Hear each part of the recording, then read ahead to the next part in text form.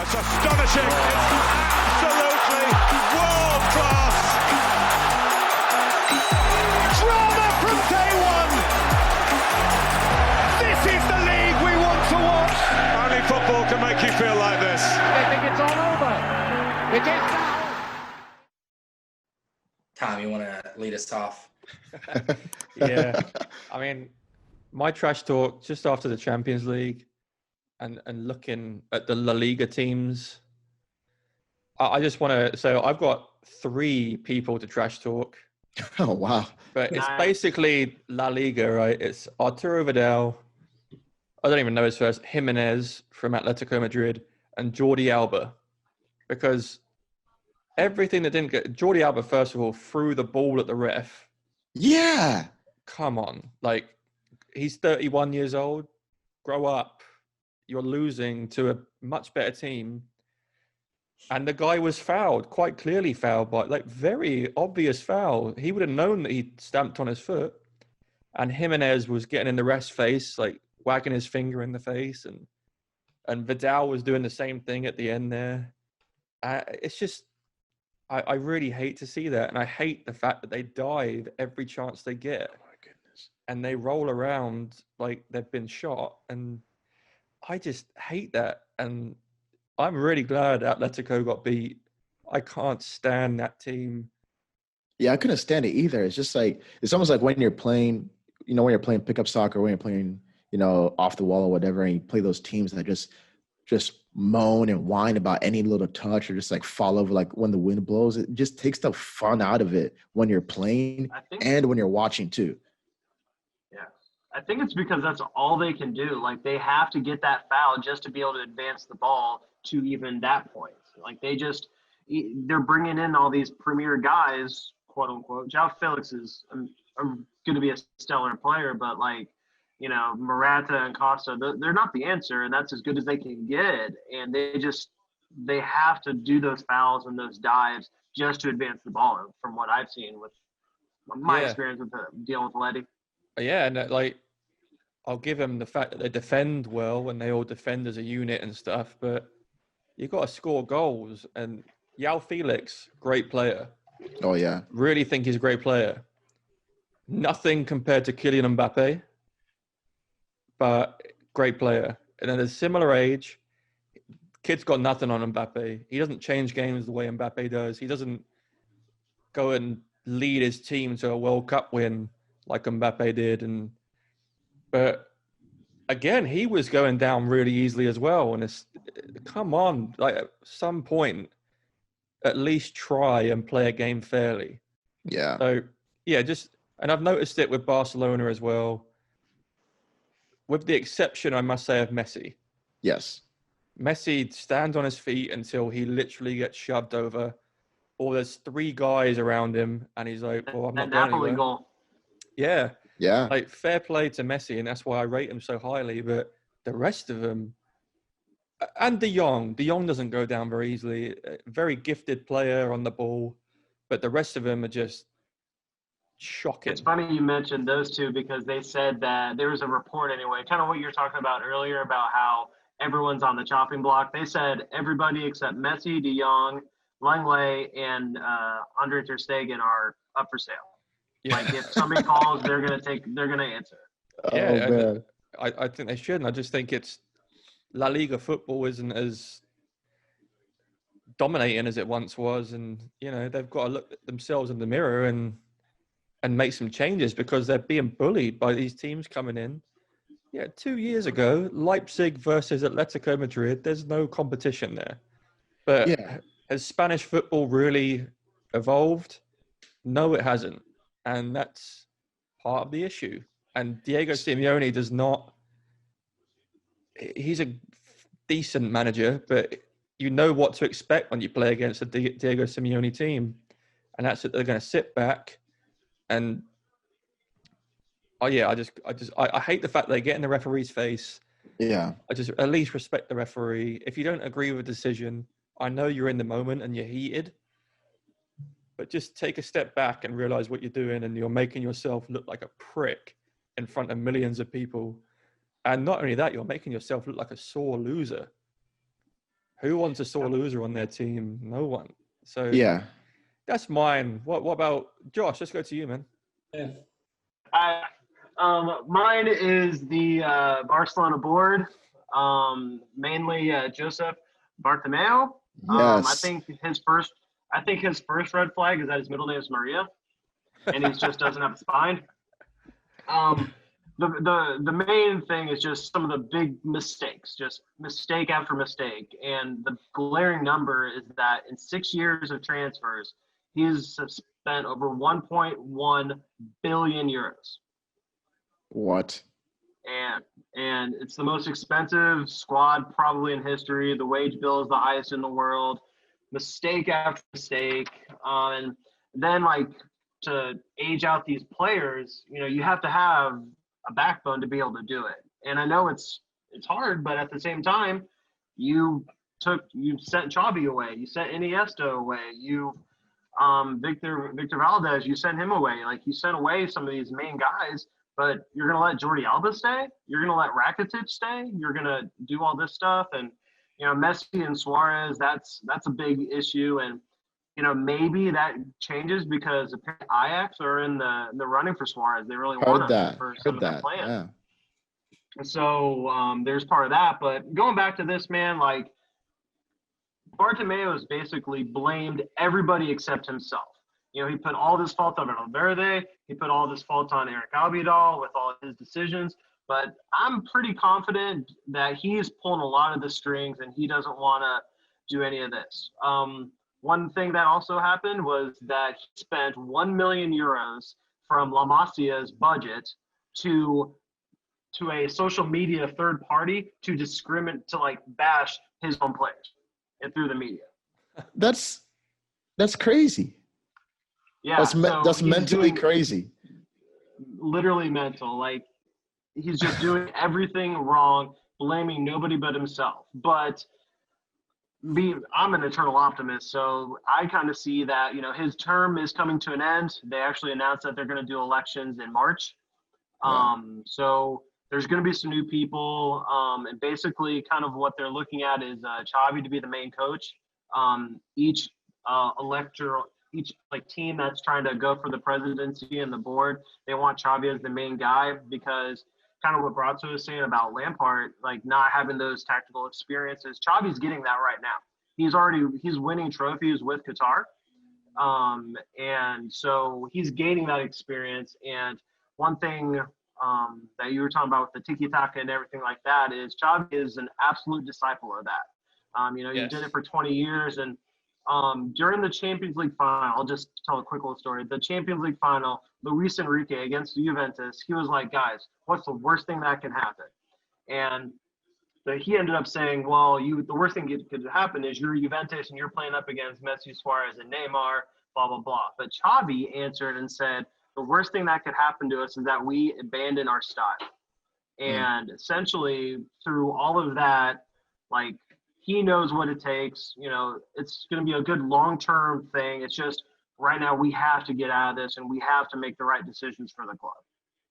So my trash talk is Valverde, who needs to lose his job immediately.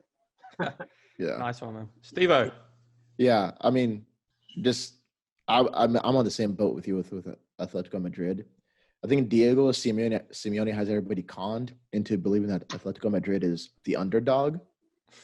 When you have players like Diego Costa, who I hate, but actually I don't hate him, I just can't stand him. But Diego Costa is a good striker. He was good at Chelsea. Alvaro Morata, I think he had same that he didn't cut it at Chelsea either, but Morata was a good player. Then you have Joao Felix. Look at that front three. But yeah, you're playing a 4-4-2, which all you do is just sit compact and then try to break. I mean, you're starting Yannick Carrasco over Morata and Joao Felix. So just he has everybody conned into thinking Atletico Madrid is this underdog. Granted, you don't have the budget of Barcelona or Real Madrid. I agree with him there. But I think he just, for being supposed to be a great tactician or whatever, he just has everybody conned into thinking, oh, we have to play this type of football in order for us to win. But you really don't, because look at the money you spend. Look at the players that you have. You just built this personality for your team, and you don't know how to win outside of that personality. The only way you know how to win is by playing unbelievably defensively and then trying to get players sent off so you have an advantage with the ref. Like that's the tactic. The tactic is to play defensively and then get the ref on your side. So if you get fouled, you immediately get free kicks, and then people are afraid to touch your players so you can just run freely through. That is his tactic. And that is just I hate it so much. I know they win with it, but it's like, okay, you're choosing winning over having dignity. That's the way I see it. Like you're not winning with dignity, honestly. And it's just so frustrating to watch. Like you want to watch good football. It's Champions League, man. I want to watch great football. I don't want to watch this like BS of people rolling around like they've been shot. Like who wants to watch that? That's Champions League is supposed to be the pinnacle of European football. And I'm watching people just getting blown over by the breeze and just like looking like they had their legs snapped off when somebody touched them. Like that's not what I want to watch. That's not what people want to see. And then you got outsmarted, out-tacticianed by Julian Nagelsmann, who was his second or third season, like super young coach, and with Leipzig, who's not even in the top of the Bundesliga. You got outclassed by him. He just outshone you on the big stage. Like you're trash. And seriously, Felix needs to move somewhere else. I think that if Felix was playing at a team that played attacking football, people will be putting him in the same sense as Mbappe. I don't think he's as good, but if he was playing in a team that didn't play defensively, like Atletico Madrid, he would be able to express himself way more, and he would be growing as a player. He'd be growing as a player, not as an attacking player, but he's not doing that at Atletico Madrid. And because of that, nobody's talking about him. They talked about his transfer fee, and then I forgot he was on Atletico Madrid. Honestly, I forgot because you don't hear about him doing anything. Completely agree with you. Yeah, I forgot about him. So he needs to move somewhere else, honestly, because, yeah. I will say about the whole diving aspect, while I do hate it, it can be a very good tactical thing to do. I mean, Man City versus Lyon is a prime example. Lyon players were going down, and I mean, and Man City players were so frustrated, especially losing, and they were trying to catch up, that it just made them make more mistakes, and it's just eating away at that clock. So there is some tactical aspects to it, but doing it from first minute is not the thing. It's like the way I see it is doing a long throw-in, like waiting 5 minutes to do a throw-in at the first minute. That's just ridiculous. Who's your trash talk, Brato? My trash talk obviously is going to be OGS. Oh man! I knew that was coming. I knew it was coming. It has to be done. He was our last hope for an English team to make it to a final. He had a chance to make it to the final, and he dropped the ball. Why did he drop the ball, Steve-O? Because he played the same thing that he has done since February. Since the restart. He's been doing the same thing since the restart. And it's absolutely mind-boggling because teams are going to catch on to it. He doesn't know how to change the game on the fly. He doesn't know how to rotate the team properly. His rotation is just taking one player off, another one on. Yeah. Why would you take Sergio Romero off? Why? He was your keeper the entire competition. He got scored on twice. Play him, man. He deserves it. It's absolutely mind-boggling. He played the same lineup that he did in Premier League, and teams know how to beat it by now. You have great talent in Mason. You have great talent in Rashford, who I absolutely love. The fact that Rashford plays for United hurts my soul. He needs to play for a better team. He needs to go elsewhere because I think he's a world-class talent, and I think he could be in that same conversation as Neymar and Mbappe if he had the right coach to push him forward. And unfortunately, Mourinho wasn't the right coach, and I don't think OGS is the right coach for him either. It's a shame. I was kind of secretly hoping United would win just because. Oh man! Wow. I wanted English football represented, and it's not. At this point, we're nothing more than a farmers' league. You know what I mean? No. No, I don't think we're farmers. Don't. Yeah, okay, good. I was about to say, don't get me started, man. Farmers League, but you know what? It does not look good. Last season, we had 2 English teams in that final. And this season, we don't even have one make it to semifinal. And I think it just shows that this season for English teams has not been particularly good. Yeah. Yeah, there's also an argument there. There's two French teams in the final and also Bundesliga teams. Bundesliga came back but finished way earlier than the Prem. And Liga didn't even come back. So there's an argument there that it's because they have fresh legs, but also there's a counter argument saying that they haven't had any, good football. But what about let's keep with Brato. I mean, I'm intrigued to see his heat guard. What about your whole lot of love? Whole lot of love. It's something that we've been trashing since we started our podcast, and it's the VAR usage in Europa League. So good. Good. That's what I mean. That's the way the VAR should be done. A referee, he makes a mistake. He goes and checks it on the screen. The clock is stopped for 45 seconds. You know what? It's fine. Just add it on as an injury time anyway. You're going to do that anyway. Yeah. I'd much rather see that than the BS calls like we've seen in the freaking quarterfinals with Lyon and Juventus. And, definitely. So bad. Nice change of So pace. bad. A whole lot of love to the Europa League. They did a great job using that tool the way it's Yeah, meant they're to sure be. not supposed to be done. Yeah. Tom, let's go to you. My whole lot of love is Thomas Müller, Oh. because he's been involved in two of the biggest upsets in football history. He's been the man of the match for both teams. He led Germany to beat Brazil 7-1 in the World Cup. In Brazil. In Brazil. Yeah, in Brazil. He then does the same thing, not only against Tottenham, not only against Chelsea, but Barcelona in one game to score 8 goals. And he was at the head of every attack. He was the man filling the space.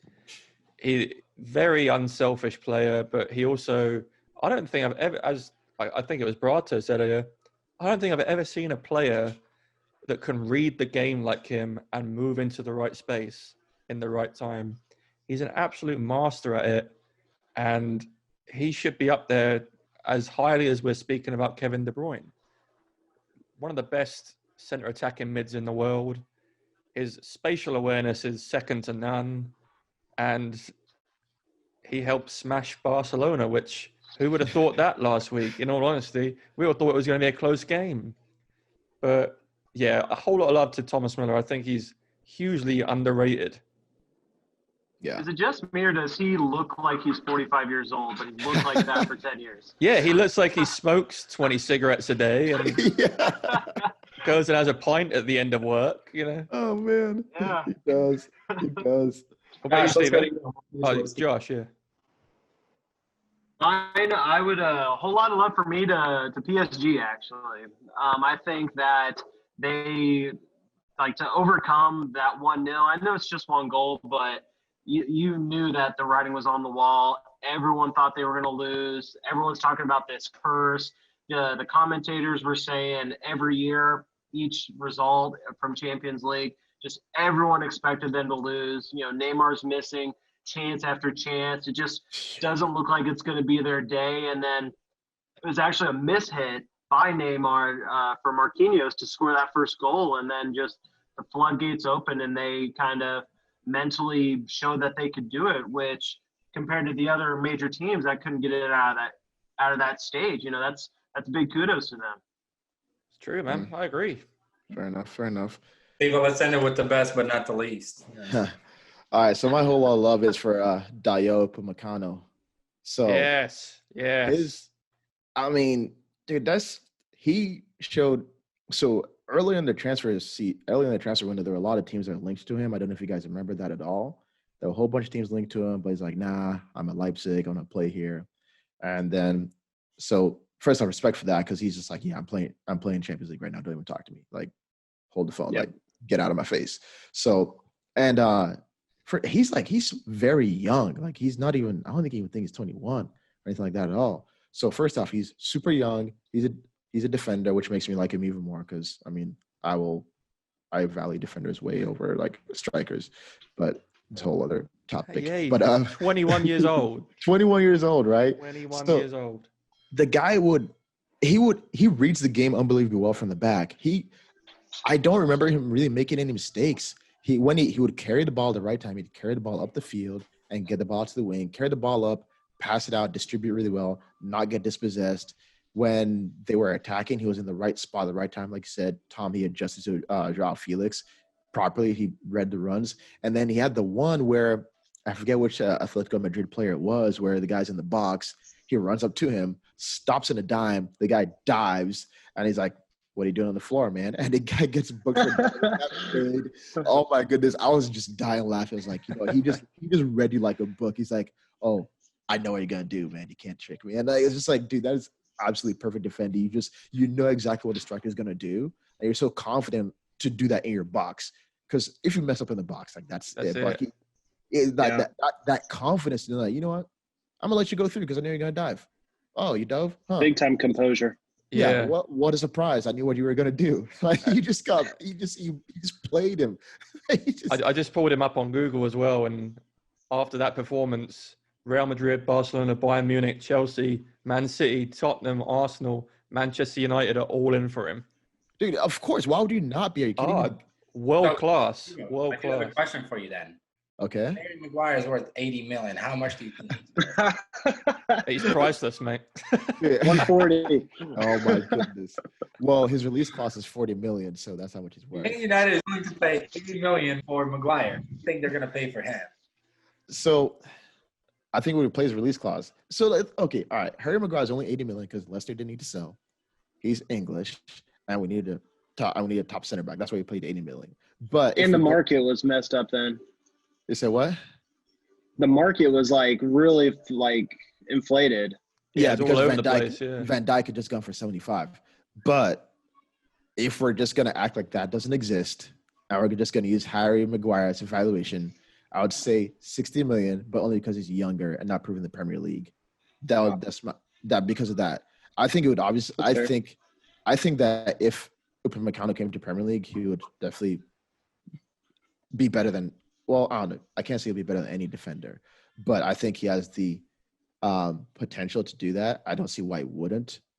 But because he's 21, then you can't pay. I would say his valuation has to be capped at a certain amount because of his age. But I think if he stays at Leipzig, if he goes to any of the big teams, dude's gonna kill it. I don't see how he doesn't kill it at any team that he goes to.